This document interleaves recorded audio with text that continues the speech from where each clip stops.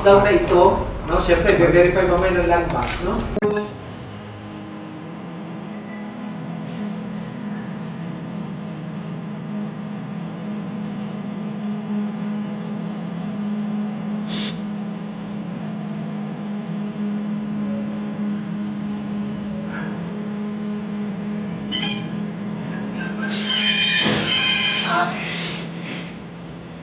Huli, ang amount daw na ito, no, siyempre, verify mamaya ng land bank, no? 40 million pesos. Ang nagbalik po ay si Engineer Gerard Opolencia. Is that all he's gonna return or may kasunod pa po ito, sir? May kasunod pa po ito. Sir, ano district po siya?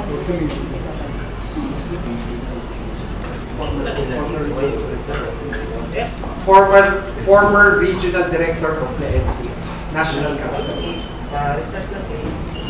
Sir, may case na rin ba against him? May case na rin po against him, Engineer Opolencia? Pending preliminary investigation. So wala pa siyang ano. Yun po ay nasa ombudsman ba, sir? Or Nandito sa DOJ.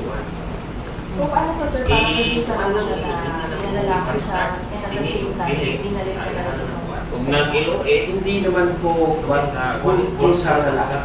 Kasi sa pag-usisa po namin, dapat din naman, di ba, may mga statement na sa tayo, ini-interview natin. Lumabas po sa mga pag-usisa na isang elemento o isang bahagi sa mga may kinalaman at may nalalaman sa mga transaksyon na to ay si Engineer Opolencia. Kaya sa pag-uusisa po natin, na makakatulong ang kanyang testimonya para mapatibay ang kaso ng ating Estado, ay ito po ang naging decision. Former ba sir? Former o former? He's former NCR Regional Director. Sir, I understand that dito rin po si nagpunta rin po daw sila Bryce and JT. Are they also candidate for provisional acceptance to the WPP? Yeah, PG daw with Yung pagduka ni Bryce at saka ni JP na to ay patungkol dun sa ibang kaso na kasalukuyang sinasagawa yung preliminary investigation. So, naturally, the respondents sila dun sa kaso na yun, kailangan nilang pumunta rin sa department para makuha yung complaint laban sa kanila at nang sa gano'n, bigyan sila ng pagkakataon sagutin kung ano man yung mga demanda. Sir, clarify lang ba, kung hindi na mention mo, hindi po siya kasama sa iniimbestigahan in any of the control process. Kasama na siya, there is an ongoing preliminary investigation now where Engineer Opolencia is also one of the respondents. In which case, sir? In the five flood control project in Bulacan? Yes, yes. One of the 5 cases there. How much po yung total na ibabalik ni Engineer? Based on the agreement, it's 150 million. So, pauna pa lang po ito, Opo, sir. pauna. sir, paano Wala po ibaw na may nagpirma kayo, wala na yung magkuha na ilharan. Network na kay hindi mo napapiman magkuha, hindi man magputulong. Magkuhan. Parang na yung magtrabaho. Nag-isolve yan ang magkuhan. I-restart. Tingin, pili. Sa ilahan ng kuhan. Kung nag-LOS, sa kuhan ng court sa provider. Oo. Tingin lang, pa-restart ang router. Papaw niya, ikaw niya sa paano galing. Pag walang gyapon, ito na So, nila. kailan ba nagbalik siya ng... Huwag mo tayong trabaho ron. Kasama na rin ba rin sa memorandum? Sige.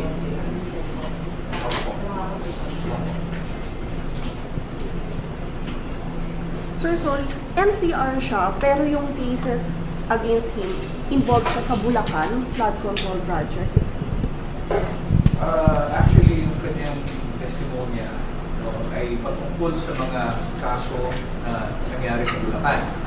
Pero yung pagkasauli ng pera ay base doon sa mga transaksyon na iba na pinasangkutan niya nung siya ay nasa NCR pa. At yun ang pinagkasihan ng pagkasauli. Kasi dito sa mga flood control projects sa Bulacan, investigahan sa kasalukuyan, wala na siyang natatanggap, wala siyang kuhang bahagi. Pero yung kanyang testimonya ay mahalaga, kaya i-consider siya na pasukin at tanggapin sa loob ng programa. So nagkusang loob siya, sir, na mag-divulge ng information about doon sa mga naging illegal transaction niya. Yes, that is correct. So, sir, si engineer, sino po yung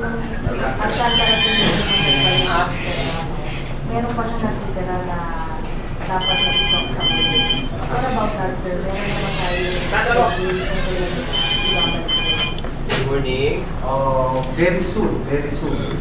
For security reasons, we cannot divulge to the exact, but information that is related to us that may babalik ko. Pero sir, ito yung engineer. Na-disclose din ba, sir, kung saan nila kinuha yung pera na to? Like, is this withdraw ba sa bangko? Nakatago ba yan sa kanilang isa sa mga condo unit o mansion nila? Actually, wala na kayong Wala na yung nakuha. Pero tandaan natin na sa kasalukuyan, si Engineer Opolencia, hindi na siya kasama doon sa mga MCA sa Senate Monitoring Committee. So, ginagalan ko ito yung kasama doon sa mga pera na nasa bangko. Kung nag-LOS, May isang tabi. kasi sa Hindi na i-provide lahat kung saan nagaling. Pero ang alam lang namin is that tingin lang, pa-restart ang router. doon sa Trabaho na communication ito. na kanyang Balik. involvement Walang sa yapon. transaction in the past. Ito na na Nothing to do with yung boost Mamatay yung trabaho. projects, no? Minabuti niya na mag-solid na lang. No? So, yun ang nga yung sinasabi ni Yusek kanina na base doon sa binigay niyang halaga, nagkaroon ng konting computation kasi naalam namin, hindi naman yan fixed na for every transaction, ito yung porsyento na nakatanggap ng varies. No? So we try to validate kung ano yung amount na sinasabi nila at ito nga po yung pinalabasan na sinasabi niya babalik siya ng 150,000 pesos. Even if he did not take part, no, or he did not receive any consideration or any amount as a result of the flood control projects. So, sir, ibig sabihin hindi siya talaga tumatanggap ng mga payback. Sir, yung unang kwento na. Not only for the Bulacan case, no? And that was clearly explained dun sa kanyang salaysay. Hindi lang namin mailabas kung ano yung detalye ng kanyang salaysay. Pero nakalahad yan, no, na so far as yung flood control projects, wala siyang tinanggap na pera doon. No? Pero ito nga, ay bahagi ito, kickbacks from other transactions during the time he was being Pag-discussing yung mga congressmen, senators, meron dyan na mahalaga na binagyo ng kanilang testimonya, yung kanyang ilalakan. Well, yung kanyang ilalahan, hindi naman kasi ibig sabihin na para ma-consider ka sa witness protection program. All the time, meron kang tao na may tuturo. Maaari din kasi na sa isang pagsasalaysay, mas mahigi kung merong magpapatunay sa sinabi ng isa. Let's say, for example, merong testigo na naglahad na kung anong mga bagay. Merong mga testigo rin na sumusuporta, nagpapatunay. Just, isa sa mga requirements is that it can be substantiated, it can be corroborated. And the testimony of Engineer Valencia actually does that. It corroborates and it substantiates the testimonies of other witnesses who have come forward. Sir, what's next for Engineer Valencia? Or nag-LOS, since That's confidential. We cannot disclose what action the WPP will take. But definitely what we can disclose is that he is covered when by provisionally. It's a matter that will have to be undertaken by the WPP and Engineer Valencia. Sir, baka may panawagan kayo pala Bryce kila JP na hindi pa ibabalik? What's the question again? Baka may panawagan po sa ibang isinasama po, halimbawa kila JP and Bryce na hindi pa ibabalik? Well, siguro huwag natin ilimita kay Bryce at saka kay JP, no? Kasi si Bryce naman, nakita naman natin, nagbalik siya ng mga sasakyan. No? Pero para dun sa ibang mga tao na sangkot dito sa flood control projects, para dun sa mga may kinalaman, mas maigi pa na sa mas maagang panahon, sila yung makipag-ugnayan na sa department, sila yung makipag-usap na sa amin, nang sa ganun, makita naman natin yung sinseridad nila. Hindi ibig sabihin na lahat ng taong babalik o lalapit sa WPP ay magsasauli ng pera. Kasi maaaring ang meron sila ay mga testimonyang mahalaga na makakatulong sa amin no? At maaari pa rin silang i-consider dyan. Pero para dun sa iba na may mga kinalaman, ang aming mensahe lang siguro is gusto natin ibalik sa tao kung ano yung para sa tao, para sa publiko. Sabihin man nila na maliit na halaga ito kumpara dun sa mga pag-usapang piso, no? Pero mas mahigi na kahit paano, paunti-unti may balik natin kasi hintayin pa natin mawala ito. At ito'y may tago, may bandas, magastos. Mas mahigi na ito'y maibalik. Nang sa gano'n naman, maibsa naman yung sakit, no? Na nararamdaman natin na kababayan. Sir, during the Senate Blue Ribbon Committee, napangalala niyo si Opposition former Yusek Bernardo na allegedly naghahanda ng mga projects. Isa po ba yun sa sinabi po ni... Wala po kay Pao. Again, we cannot go into the details of the statement of Engineer Valencia. No? Suffice it to say na tama, nabanggit ni Yusek Bernardo, yung pangalan ng Valencia. Pero hindi ito sa detalye, ano yung mga detalye na mas mahindi na po sa natin kasi confidential po ito. So yung siya nakabit sa asset instance ng parang hindi siya kasama sa mga na-subject to release orders na in-apply ng ANLC. Sir, so far, yung ano po yung challenges dun sa pag-return ng remaining from Engineer Alcantara and from Yusek Bernardo? Well, isang bagay lang, iwagagin natin, hindi, huwag natin isipin na kapalit, no? Kapalit ng pagtatanggap sa programa, kailangan magsoli o dapat magbayad dahil hindi binibili ang admission sa program. Now, ito'y kagustuhan noong mga nasasanggal dahil sa sila hindi pagsisisi, no? Nakita nila yung pagkakamali nila at alam nila sa kanilang mga salaysay at alam nila na yung lumabas na ebidensya ay mayroong mga malaking halagang pera na dumaan sa kanila. So, nararapat lamang na isoli ito. Now, ano ang challenge? Ang challenge dyan is kung yung tao na yun ay subject ng freeze orders. So, medyo hindi ka makakagalaw niya kasi yung bank accounts ay frozen, all your assets are frozen. Now, tingnan natin kung meron pang ibang pagkukunan, no? Baka meron pa namang hindi na subject ng freeze order. Kung yan ay nasa kanila, ito mas magiging ang ibalik nila. Ano po yung complaint or case na hinaharap ng Sara Diskaya? Ba't kailangan niya pumunta dun sa Malabon Court? Opo, hindi po Malabon Court, no, just to be clear. Ang pinuntahan po ni Ms. Diskaya is the Office of the City Prosecutor of Malabon for the conduct of preliminary investigation. May pending case po siya sa Malabon, filed by the city government of Malabon itself. So yung gobyerno ng local government po ng Malabon ang nag-file sa kanya ng kaso through its authorized representative. And if ano po, ang charge dyan locally is a violation of RA 3019 as well as the light felony of theft. As to the specifics po, hindi ko po maibibigay kasi sa local na po yan sa Malabon po ngayon. Pero sir, hindi ba nagkakaroon ng preferential treatment ang BI because yun nga, wala pa namang warrant na inilalabas yung lowest court against Diskaya and she voluntarily wants to stay there but she's also being escorted by the NBI agents kapag kailangan niya lumabas at kasi na yung tinutuluyan doon. Komportable rin lahat. Quite the contrary po, no? Tandaan po natin na although mabigat na po or may ebidensya na po and a lot of reasons to charge Sara Diskaya as shown by the multiple cases pending and filed against her, wala pa pong warrant talaga na issue against her to restrain her liberty. Ang hiningi lang po ni Sara Diskaya in being able to go to Malabon is to be able to attend her scheduled preliminary investigation there, and second, besides that, to secure the necessary documents na kailangan po niya para mailahad po niya ang defense niya before the panel of prosecutors or the of OCP Malabon. So ano po yan, wala pong preferential treatment.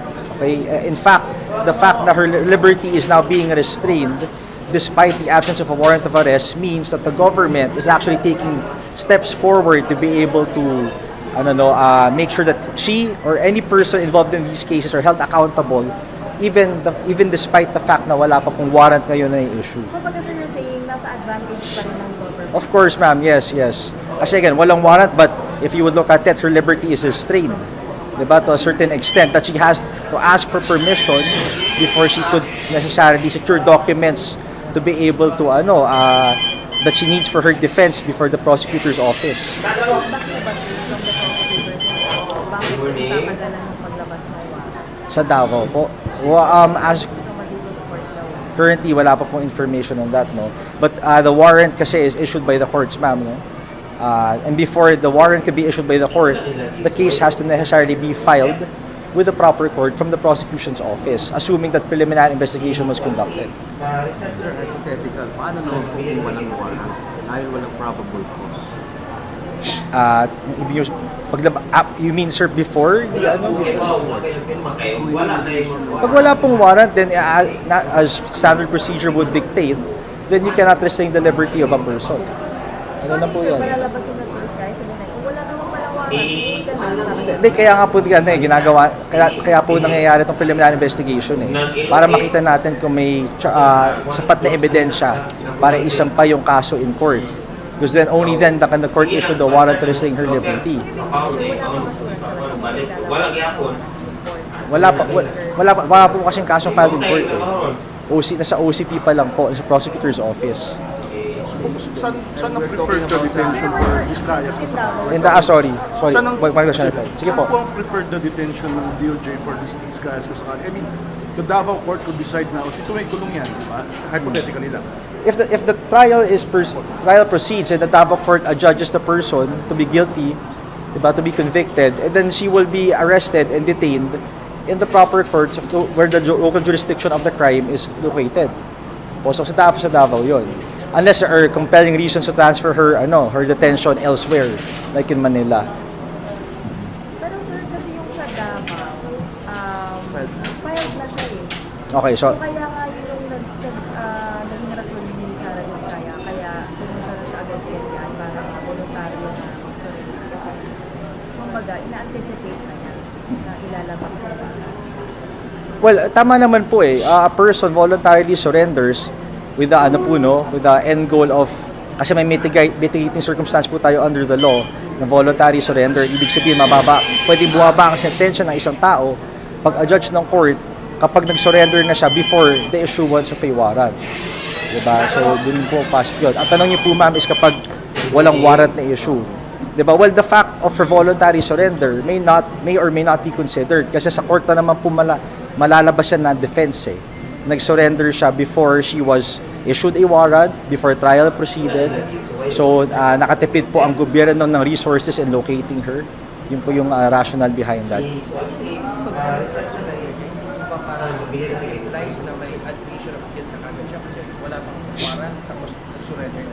Hindi po ganun ng rationale behind the law. Okay, the rationale behind voluntary surrendering is you save the government resources in locating you. Hindi na namin kailangan maghanap pa. So that may be considered a mitigating circumstance in court. Well, the case, hindi pa po convicted. Will the DOJ oppose yung detention niya o yung temporary custody in places other than Metro Manila? Sinabi ng Davao, dito yan, kulong sa Davao City na. Well, I think to oppose her is not the accurate term because if she's detained there, then her liberty is necessarily restrained na. Diba? So, if what we could oppose, I say, siguro, we could transfer the venue of her detention elsewhere, but titingnan pa po natin yung grounds for doing so. Siguro, is it to prevent an injustice? Then we'll have to allege those. Those have to be, kailangan makita po natin yung tamang rason kung bakit kailangan niya ilipat yung detention. But again, until a warrant is issued, which precedes trial, then we cannot know for certain kung talaga bang there are grounds to hold her currently. Hindi ko po masasabi yan, sir, kasi unang-una may information na po ba. With respect to yung Malabon case, for the Davao case, depende rin po yan sa court ng Davao, so we can't say for now. So wala naman pong assurance kayo ma-arrest o makakulong before po mag-enroll? Hindi, kung may kaso na po siya na pending in Davao, then dapat may warrant na na-issue. As to when it will be issued, court na po ang makakapagsabi niyan. I cannot speak for the court kung kung kailan po nila i-issue, no? And kung kailan schedule yung mga hearing dates dun sa court na yun. Good morning. Harry Two more Roque, questions sir. po. Okay. Last two. Diskaya lang po muna. Sige, ano sir, Harry Roque? Meron na sir. Wala pa pong balita on Harry Roque. Senator Bato asked with respect to a request for red notice. Tama po ba? Sorry. Well, no news yet, no ma'am. No news yet on whether a request was filed with the Interpol as of now. Sir, Okay. Wala pa po kasing pending charge yet. Unlike the other other accused involved in all the other controversies. Sir, para lang ma-record namin, kasi di ba yesterday, yung panibagong preliminary investigation, para lang po klaro, Okay. kapag nag-backtrack yung mga nagko-comment dito, ano na po ba yung status nito, sir? So this is separate din sa limang Boost Flood Control project sa Bulacan. So ano po yung complaint dito, and sino po yung mga response? Ang case po bang binabanggit yung PI kahapon? Okay, so alam po natin lahat na may 5 kaso regarding Sims Construction in Bulacan na pending with the DOJ.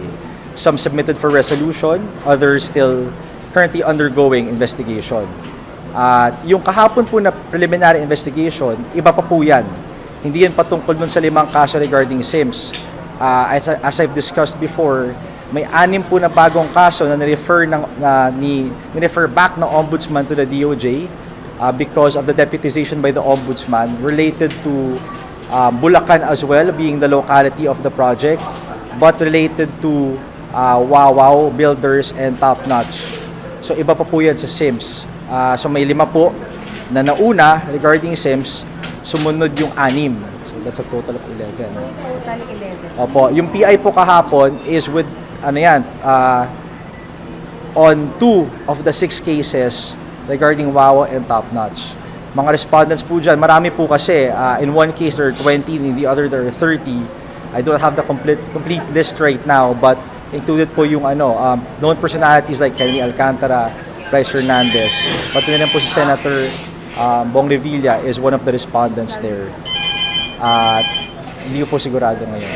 I have to check. Pero kung pagpapalakas ng resolution dun sa mga kaso na i-under review natin sa kailan natin? Yung sa 5 kaso po. Sa first 3 ata yung... Sa first 3. I cannot give a definite date, ma'am, but definitely that's being fast-tracked. It's being fast-tracked. We could expect it within the month, I would say. Kanina lang, yung mga na-mention sa paro, ano ka pwede sasabihin? Sakaling siguro pag government leader, siguro export. Pero what does kaya pwede? Well, as discussed earlier, sir, look at the provisions of the Public Service Act. We'll have to look into that. That's why a task force was convened, because there are many multiple crimes that one could charge in a single act.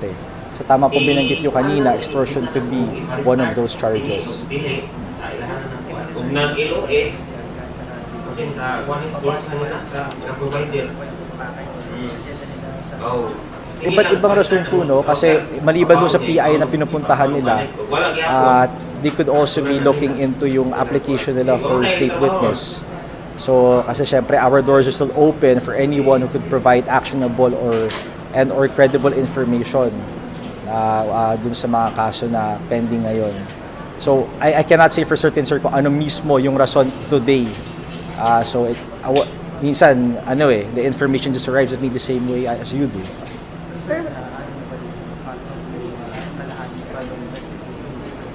Darating din yan, sir, of course.